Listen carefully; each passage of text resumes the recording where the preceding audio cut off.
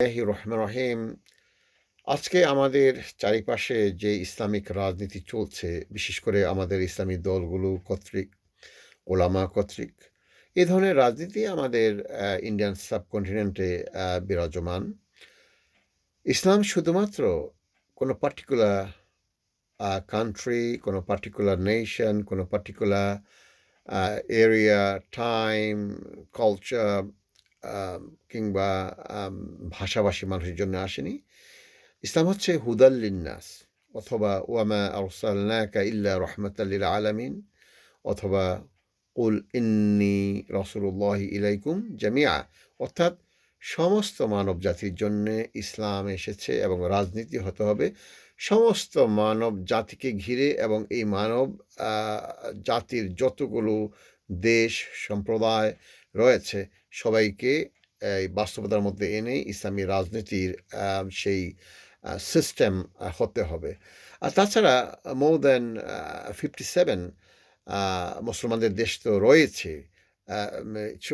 আমাদেরকে সবারকে সাথে নিয়েই একটি রাজনীতি ব্যবস্থা, সেটি যেমন হবে বাংলাদেশে তেমন হবে পাকিস্তানে, অথবা ইন্ডিয়ায়, অথবা সৌদি, কিংবা টার্কি, কিংবা তিউনিশিয়া বা সোমালিয়া, বা আপনার ইন্দোনেশিয়া, মালয়েশিয়া। যে কোনো মুসলমান দেশ তো প্রথম পড়বে, তারপরে অন্যান্য দেশ আসবে। তো আমাদের এই যে সেকুলার ধারার যে রাজনীতিতে ইসলামী রাজনীতির যে অবগাহন, সেটি দুঃখজনক। আমরা যারা সাধারণ মুসলমান আছি, আমরা কিভাবে বুঝবো যে কোন রাজনীতি ইসলামের কাছাকাছি?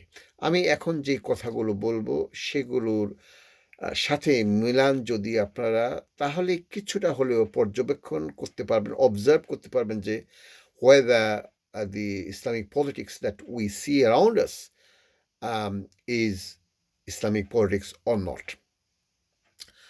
So প্রথমে আসি the নবুয়া। যেই নবুয়ত ছিল, রাসূল সাল্লাল্লাহু আলাইহি ওয়াসাল্লামের নবুয়ত ছিল কোরআন এবং সুন্নাহর দ্বারা প্রতিষ্ঠিত দৌলা ইসলামিয়া। সেটি ধারণ করেছে মাত্র কারা? সাহাবী রাদিয়াল্লাহু তাআলা আনহুম আজমাইন, সাইয়্যিদিনা আবু বকর সিদ্দিক রাদিয়াল্লাহু তাআলা আনহু থেকে শুরু করে আলী রাদিয়াল্লাহু তাআলা আনহু পর্যন্ত।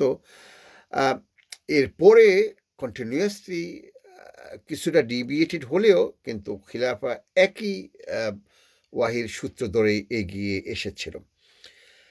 এখন কথা হচ্ছে যে, যেহেতু নবুয়ার পরে যদি কোনো মানুষের হাতে ক্ষমতা যায়, তাহলে সেটি আর নবুয়া থাকে না, সেটি হয় কি? খিলাফা। আসলে এটি কোরআন এবং সুন্নাহরই ধারাবাহিকতা। ইয়াকুলুর রাসূল সাল্লাল্লাহু আলাইহি ওয়াসাল্লাম, হাদিসটি মুসলিম শরীফে এসছে, এবং সেটি থেকেই বুঝবেন যে নবুয়াটি আসলে খিলাফা, কিন্তু যেহেতু নবুয়াত থাকবে না, খিলাফায় একই সিস্টেম অব পলিটিক্স। يقول الرسول صلى الله عليه وسلم: كانت بنو إسرائيل تسوسهم الأنبياء كلما هلك نبي خلفه نبي ওয়াইন্নাহু লা নাবিয়্যা বা'দি। এখানেই আমরা জানতে পারি যেখানে যে আর নবী আসবেন না, এই কানাত বানু ইসরাইল। শুধুমাত্র যে রাসূল সাল্লাল্লাহু আলাইহি সাল্লামই পলিটিক্স করতেন, এই পলিটিক্সের ডেফিনিশনে আসছি আমি। আ সমস্ত আম্বিয়া আলাইহিমুস সালাতু ওয়াসসালামরাই পলিটিক্স করতেন। তাসুসুহুল আম্বিয়া। একজন নবী চলে গেলে আরেকজন নবী স্থলাভিষিক্ত হতেন, অর্থাৎ রিপ্লেসড হতেন। আ রাসূল সাল্লাল্লাহু আলাইহি ওয়াসাল্লাম এখানে সিল মেরে দিলেন, ওয়া ইন্নাহু লা নাবিয়্যা বা'দি। আমার পরে আর কোন নবী আসবেন না। সাতাকুনু খুলাফাউ ফাতাকথুরুন। অনেক খলিফা আসবেন, নাম্বারে অনেক, অনেক সংখ্যক। তখন সাহাবারা জিজ্ঞেস করলেন, ইয়া রাসূলুল্লাহ, ক্বালু ফামা তা'মুরুনা ইয়া রাসূলুল্লাহ, ফামা তা'মুরুনা ইয়া রাসূলুল্লাহ। তাহলে এই যে আপনার পরে তো আর নবী নাই, আমরা জানি, মা কানা মুহাম্মাদুন আবা আহাদিম মির রিজালিকুম ওয়ালাকিন রাসূলুল্লাহি ওয়া খাতামান নাবিয়্যিন। এই যে নবী আর আসবেন না, তাহলে এরপরে কি আসবে? কি করব আমরা? ক্বালা রাসূল সাল্লাল্লাহু আলাইহি ওয়াসাল্লাম, ফু বিবাইয়াতিল আউয়াল ফাল আউয়াল। তোমাদের কাজ হচ্ছে একজন খলিফার পরে একজন খলিফার কাছে কি দেওয়া? বায়াত দেওয়া, বায়াত গ্রহণ করা। অর্থাৎ আম এটাকে বলা হয় অ্যালিজিয়েন্স। আনুগত্যের শপথ, যেটি খিলাফাকে টিকিয়ে রাখার জন্যে বা খিলাফার প্রতি আনুগত্য দিয়ে চালিয়ে যাওয়ার জন্য। এই কারেন্ট টাইমে what would be the definition, এই যে খিলাফার ডেফিনেশনটা কী হবে এই মডার্ন টাইমে, সেটি একই জিনিস।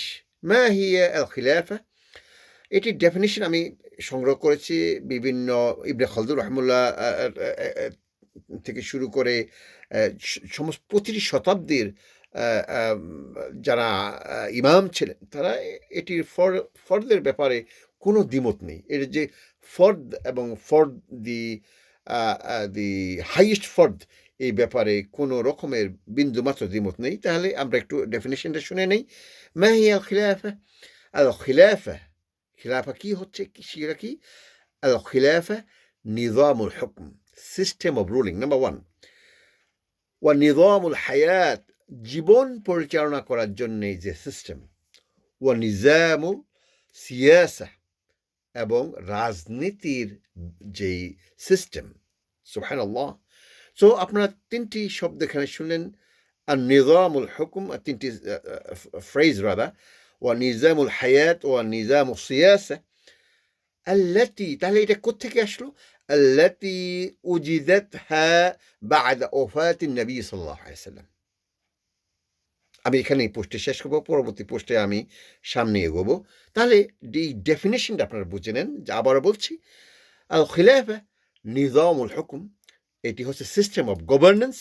ও নিজামুল হায়াত, system of managing the affairs of the people. ও নিজামুল সিয়াসা, দ্য সিস্টেম অফ পলিটিক্স। আল্লাতি কোত্থেকে আসলো? আল্লাতি উজিদাতহা বা'দা ওফাতিন নবী সাল্লাল্লাহু আলাইহি ওয়াসাল্লাম। রাসূল সাল্লাল্লাহু আলাইহি ওয়াসাল্লাম ওফাতের পর থেকেই যেটা রেখে গিয়েছেন উনি যেটা আমরা যেটা মানে ধরে রেখেছেন, আমরা জানি অন্যান্য খুলাফা যারা রয়েছেন, বিগিনিং উইথ আবু বকর সিদ্দিক রাদিয়াল্লাহু তাআলা আনহু, এই হচ্ছে ডেফিনেশন। আর এটি হচ্ছে রাজনীতির মূল স্তম্ভ। এটি হচ্ছে প্রধান আহ্বান। এটি হচ্ছে দ্য বিগেস্ট কল। এটি হচ্ছে the highest call, whether it is in Bangladesh, whether it is in India, whether it is in Pakistan, Indonesia, Malaysia, Saudi, Turkey, you name any country. একজন মুসলমান যদি আপনি হয়ে থাকেন, এর কলের বাহিরে রাজনীতিতে আর কোনো আহ্বান হতেই পারে না।